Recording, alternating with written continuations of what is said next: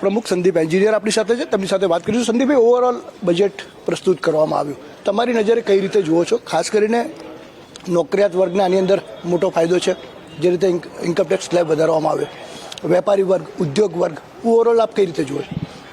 Overall કોઈની imagination બહારનું budget છે. ખાસ કરીને જે મિડલ ઇન્કમ ગ્રુપ છે એને જે રાહત આપવામાં આવી છે, અને આજ સુધી તમે જુઓ તો આટલા વર્ષો પર જે રાહતના સ્લેબ્સ વધ્યા છે, અને આજે એક સાથે એક નવો સ્લેબ મૂકવામાં આવ્યો, અને એ સ્લેબમાં જે રાહત મળશે ને ટેક્સેશનમાં, ઇન્કમટેક્સ ફાઇલિંગમાં, ફ્રી કેશ પોતાની પાસે આવશે, પોતાની લાઈફ આગળ વધારી શકશે.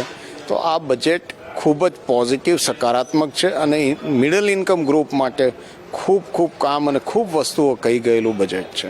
વેપારી વર્ગ માટે કઈ રીતે જુઓ છો કે નોકરિયાત માટે તો મોટો ફાયદો છે જ?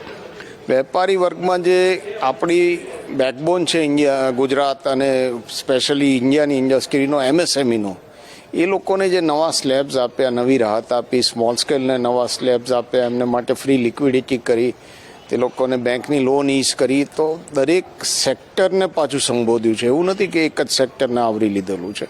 તો વેપારીને લીધે, વેપારીના એંગલથી અને ઉદ્યોગોના એંગલથી પણ ખૂબ જ પોઝિટિવ અને ખૂબ જ વેગવંતું બજેટ છે. આપણે એમ કહીએ કે આ બ્લુ પ્રિન્ટ ઓફ 2047 વિકસિત ભારતની આજે બ્લુ પ્રિન્ટ માનનીય પ્રધાનમંત્રી શ્રી મોદી સાહેબે એમના નેતૃત્વમાં લે કરી છે, અને FM મેડમે એને પ્રસ્તુત કરી છે.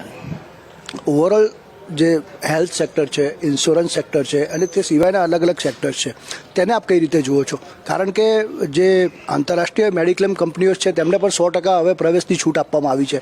ઓવરઓલ એને કઈ રીતે જુઓ છો? એ બહુ પોઝિટિવ છે, કારણ કે ઇન્સ્યોરન્સ સેક્ટરમાં જે છૂટ આપીને ખૂબ જરૂરી હતી, અને 100% ઇન્વેસ્ટમેન્ટ લાવ્યા, પણ એમને ઇન્કમ અહીંયા જ વાપરવાની કીધી છે. એટલે ઇન્ડિયાને બધી જ રીતે ફાયદો છે. ઇન્ડિયાની ઇકોનોમીમાં જ એની ઇન્કમ અને પૈસા રહે અને ઇન્ડિયા આગળ વધે. હેલ્થકેરમાં જે સંબોધન કર્યું, ખાસ કરીને એમણે સંબોધન કર્યું અમુક મેડિસિન્સ જે લાઈફ સેવિંગ છે એની ઉપર ડ્યુટી કાઢી, કેન્સરને સંબોધન કર્યું, કેન્સર પર રાહતો આપી. કેન્સરમાં એમણે બહુ મોટું સંબોધન કર્યું, જે આપણે પોઝિટિવ લઈએ કે કેન્સર ડે કેર સેન્ટર ખુલશે દરેક સેન્ટરમાં, એટલે ગામડે ગામડે કેન્સરની ટ્રીટમેન્ટ પહોંચાડી.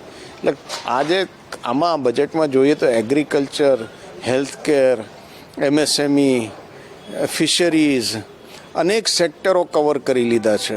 અને પાવરમાં એક એમણે સંબોધન કર્યું કે એનર્જી જોઈશે, દેશ વધશે આગળ, તો એટલે એમણે એટમિક એનર્જીનો પણ રસ્તો ખોલ્યો છે આમાં. સાહેબ, ખાસ કરીને એક મહત્ત્વની વસ્તુ એ છે, ઓવરઓલ ગ્રોથ એન્જિન તરીકે આપ બજેટને ગણાવો છો, પરંતુ ક્યાંક ને ક્યાંક ડોલર સામે રૂપિયો ગગડી રહ્યો છે, અને જે આપણે રૂપિયાનું જે રીતે ગગડી રહ્યો છે એક એ છે, અને બીજું એ છે કે GDPને આપ ક્યાં જુઓ છો ભવિષ્યમાં આ બજેટ બાદ?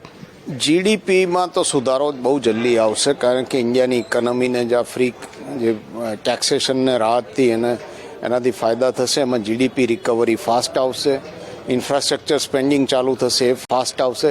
કરન્સી ગ્લોબલી અત્યારે ચેલેન્જમાં છે, પણ અમારું એઝ અ ચેમ્બર પ્રેસિડેન્ટ મારું માનવું છે કે કરન્સી પર પણ ખાસો કંટ્રોલ આવશે, ને કરન્સી આપણી જે લેવલ્સથી આપણી રૂપિયો જે વીક થશે એના કરતાં ગ્લોબલી ઘણી કન્ટ્રીની કરન્સી આનાથી ઘણી વીક થઈ છે. આપણે આપણો કરન્સી ઘણી સંભાળીને ચાલ્યા છે, અને જે રીતે રિઝર્વ બેંક સ્ટેપ કરે છે, જે રીતે આપણી ગવર્મેન્ટ એની ઉપર ધ્યાન આપી રહી છે, કરન્સીમાં પણ આપણને એટલી ચેલેન્જીસ નહીં આવે જે ગ્લોબલી લોકોને આવી રહી છે. વિકસિત ભારતનું જે લક્ષ્ય છે આ બજેટ એમાં કેટલું અનુકૂળ નીવડશે? આ વિકસિત ભારતનું બ્લુ પ્રિન્ટ જ રજૂ કરી છે. આમાં 360 ડિગ્રી બજેટ છે, અને ખૂબ પોઝિટિવ રહ્યું છે. વિકસિત ભારતનું આ પોઝિટિવ વિકસિત ભારતને વિકસિત ભારત 47થી પહેલાં બની જાય એવું આ બજેટ છે. ખૂબ ખૂબ ધન્યવાદ. સંદીપ એન્જિનિયર હતા, GCCI પ્રેસિડેન્ટ આપણી સાથે, અને તેમણે આજે બજેટ ખૂબ વેગવંતું ગણાવ્યું છે, અને વિકસિત ભારતનો જે સ્વપ્ન છે PM મોદીનો તે વહેલું પૂરું થાય તે દિશામાં રહેશે તેવું તેમનું માનવું છે. કેમેરા પર્સન વિજય કુમાર સાથે સંજય જોશી, ગુજરાત ફર્સ્ટ, અમદાવાદ.